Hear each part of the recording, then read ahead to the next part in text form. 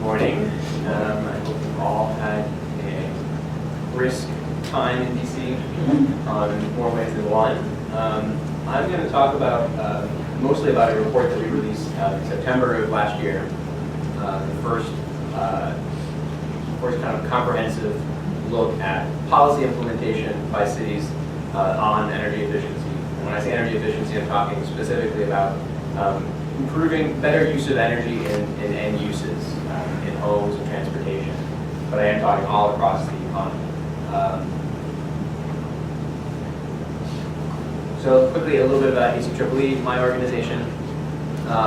We are a nonprofit, over 30 years old, and focus on research and policy development and technical assistance at all levels of government around energy efficiency. Over the past 10 years, we started doing a lot more work with states, and in the past 5 years or so, have begun working a lot more with cities and other local governments as there becomes greater appetite and progress at the federal level has slowed. There's still lots of innovation happening all over the country, state and local governments. So my work is about local policy, and that means a bunch of different things, but the biggest one is technical assistance and policy analysis for local governments. What are local governments doing on energy efficiency, sharing best practices. We have a number of resources. I'm going to talk about one of our flagship tools, is the City Energy Efficiency Scorecard, and a bunch of other stuff on our website. So why energy efficiency? This is could be the whole talk, but I'm going to just talk really briefly about, I think, two of the biggest things and the things that get the most attention in the energy efficiency community as it is, and that's costs and risk. And I love this figure because it's just showing, compared to all the other energy resources out there in the world, you think about efficiency as an energy resource. Every kilowatt hour saved, for example, is much cheaper than any other form of generation, generating energy. At the same time, the risk in terms of cost volatility, in terms of social and environmental impacts, is much lower in energy efficiency than any other option out there. Of course, there's tons of other things, and I just started to list them at the top here.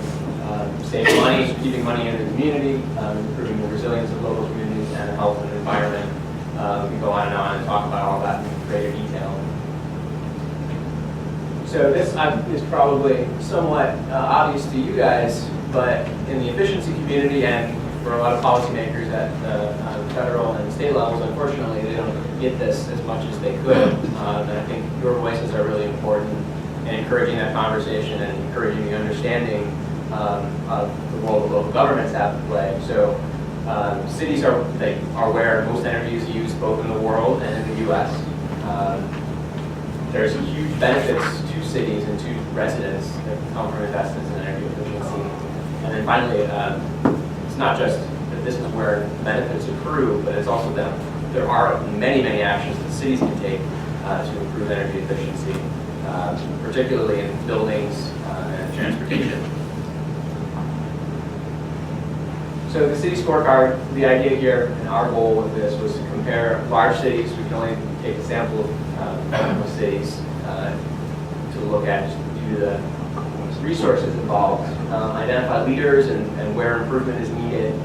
And the idea was to focus on policies and programs, actions. What are cities doing? What can they do? And sharing best practices around that to provide a roadmap for other cities to learn from the cities we looked at. So in terms of what this means for your city, there's a number of different ways that this could be used.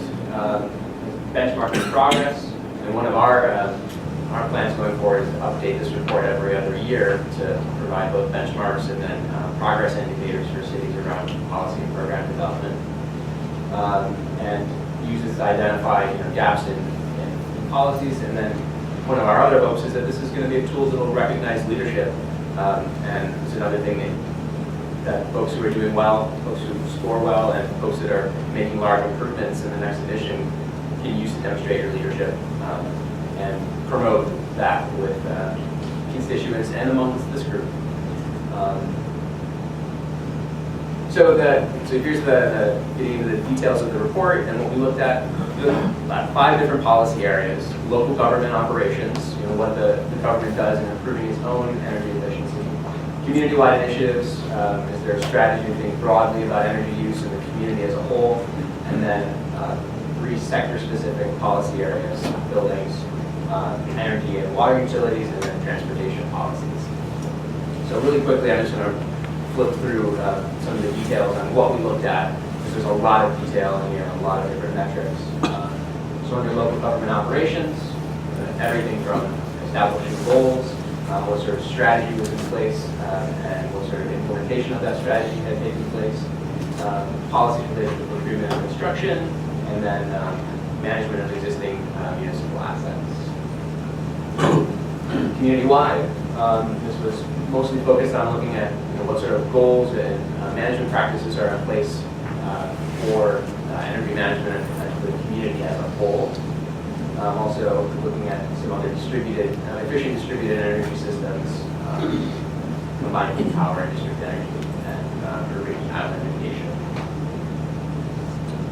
Buildings metric, this was the highest number of points of what we included, everything from building code adoption and stringency, and then looking at the actual implementation and enforcement of building codes, what sort of requirements and incentives are in place for efficient buildings, everything from incentive programs that the city may run to expectations that certain buildings get energy improvements or energy audits at different intervals of time. And then finally, we looked a lot at put a whole category together for benchmarking, rating, and disclosure, which some of you may be aware has become a very hot topic around improving the information that's available to building owners and tenants about energy use in their building, and integrating that into the real estate market further. So utilities, some communities own their energy utilities, some don't. We took that into account in developing these metrics. But still, we're able to compare all these cities on spending on energy efficiency programs, energy savings that are occurring, and then also issues around the provision of data from utilities for customers and for planning purposes, and energy efficiency also in water, and actually water efficiency as well. So transportation, also a lot of points in this category. We focus a lot on the intersection between transportation and land use, mode shift policies, location efficiency, transit, and then some on efficient vehicles as well. Okay, so those are the categories, and here's the headline results. These are the 34 cities that we looked at, try to get representation from all over the country, but in most cases these are the largest cities and metro areas in the country. We have representation from 2 of the leading cities here. Also on the panel, Portland and San Francisco, which were in second and third place. And overall, Boston was number 1. Here's look at that around the country. So here's a little bit more about specifically how the cities that we've got here scored. Portland was the leader in top scorer in local government operations in terms of energy management in their own operations, and also scored very, very well in transportation. And this is from an infographic that's on our website. Every city that we scored has similar information. San Francisco was a leader in the water and energy utilities section, and also scored quite well on local government. Here's that same information presented in a different way. Here's all the cities that we included. So the top scoring city, Boston, got almost 77 out of 100 points. And separated this into tiers of cities in terms of similar performance and similar levels of development and their efficiency initiatives. And there's the rest of the folks.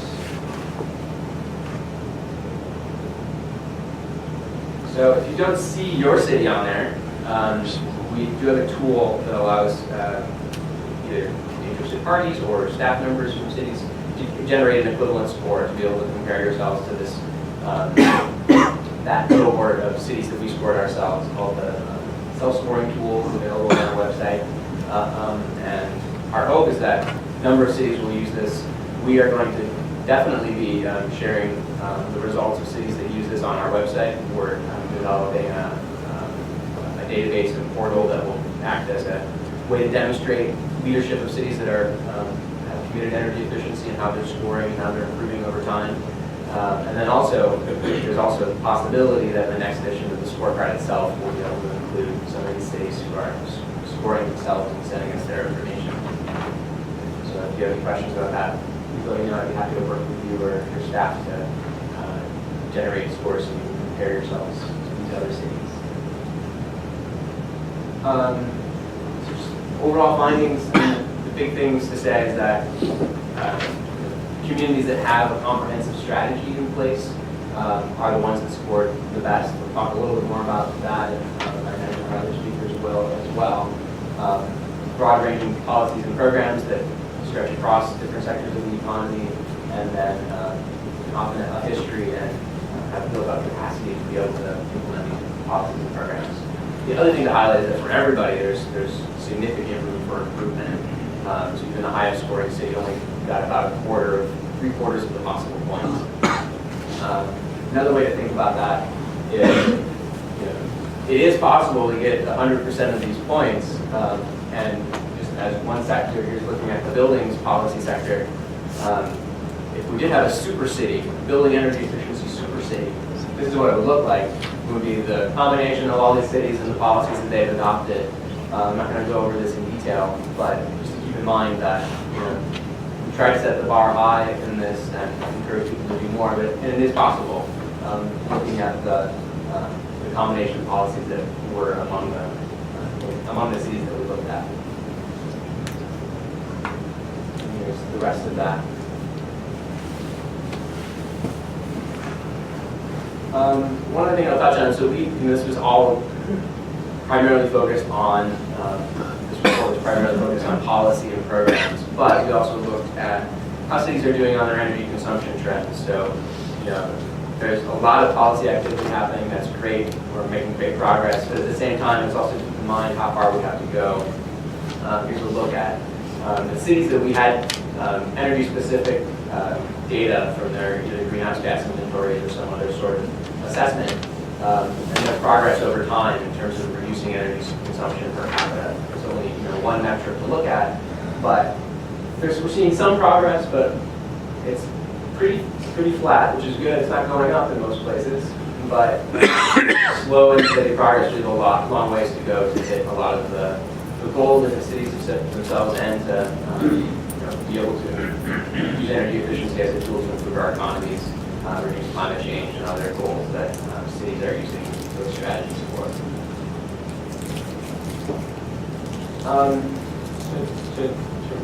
To wrap up, here's a couple of visuals from the report that's actually on your tables over there. This new survey from the U.S. Conference of Mayors.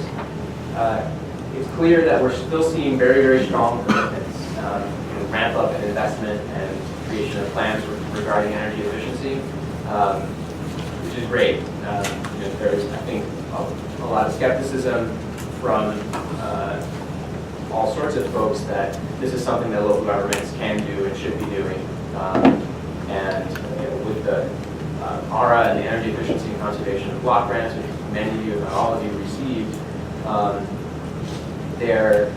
think there's been renewed interest and understanding of this isn't something that we necessarily, it would be great to continue to have that stream of money from the federal government, but even without it, there are benefits that local governments are seeing that are actually saving them money. So the investments they're putting into having staff people for energy management initiatives are paying back more than they cost. So it's great to see that continued commitment, even with federal funding really beginning to dry up. We're seeing, even just since the report was finished, we've seen a lot of new policy activity. Chicago is a great example. We've just recently adopted a commercial energy disclosure ordinance, and we're also, it's interesting to see the kind of progress that the cities are already making. We're really expecting kind of in the next edition of this, which is going to be coming out in the beginning of 2015, we're really expecting to see quite a bit of competition for the top spots, and also for most improved, which will be something that we're looking at next time. Who's done a lot since the last report, who's going up in rankings and points. So to leave you with, this is kind of a menu, but also think about this as an order of priorities. If you start checking off these things from the top, and many of you have already done many of these things, and there's a lot more detail under each of these bullet points, but leading by example in government operations is the place that every city should start, just because of what it does to define the community and other stakeholders, and to demonstrate that this isn't just something that's being imposed or encouraged by the government. It's actually something that they're doing and they're seeing great results from it. We also see, even though there's no direct energy savings from this process of adopting goals and then managing the results, it's very common, and it's really essential. We see for the cities that have been successful, they're actually managing their energy use toward particular ends, however those goals are designed.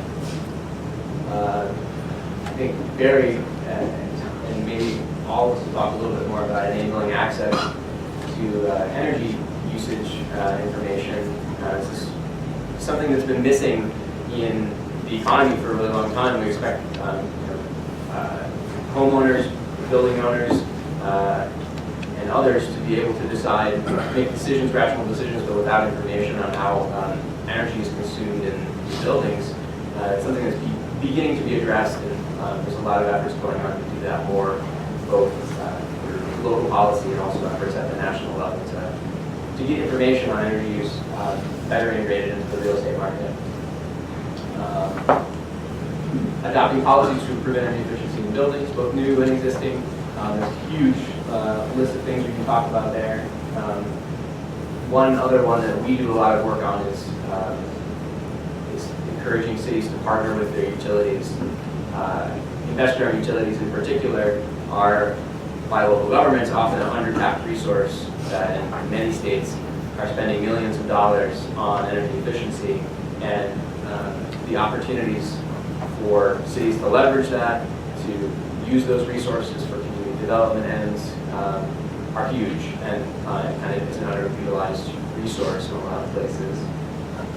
And then finally, on the transportation side, thinking about location-efficient development and what that means in the context of transportation and land use planning. Generally, it's most of the same things that you've been hearing are great in terms of providing multiple transportation options and making communities more livable and walkable. Also have significant energy efficiency benefits, just another way to talk about those actions. So the 7 things and the dozens of things under each of these points that we can talk about more as a manual checklist. So that's the scorecard. There's more on our website, and I'm happy to talk to any of you about the use of the self-scoring tool. Love to highlight the work that your communities are doing, and also to give you some resources to compare your progress to peers in a little bit more of a rigorous way.